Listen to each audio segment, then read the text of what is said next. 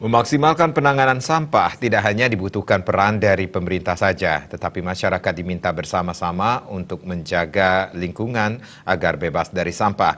Apalagi di kota besar, sampah merupakan momok membahayakan bagi lingkungan sekitarnya.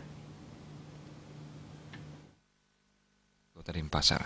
Selama ini, pemerintah Kota Denpasar telah melakukan upaya maksimal melakukan penanganan sampah. Upaya tersebut baik dari penyapuan, pengangkutan, dan pembuangan sampah ke TPA. Namun menurut Camat Denpasar Utara, Nyoman Lodra, upaya tersebut harus dibarengi bersama-sama dengan peran serta dari masyarakat. Masyarakat diminta meningkatkan kesadaran dan kepeduliannya menjaga kebersihan lingkungan sehingga terbebas dari sampah. Ancaman sampah plastik yang sangat membahayakan bagi lingkungan. Ketika penanganan sampah dilakukan bersama-sama baik pemerintah dan masyarakat, maka penanganan sampah menjadi lebih maksimal sehingga lingkungan hijau dan asri terbebas dari sampah. Melainkan bagaimana cara mereka untuk menyadarkan diri akan kebersihan itu melalui pemilahan sampah, mulai dari rumah tangga, kemudian ke tingkat-tingkat yang lebih tinggi di Banjar, kemudian desa, sampai dengan wilayah kota Denpasar.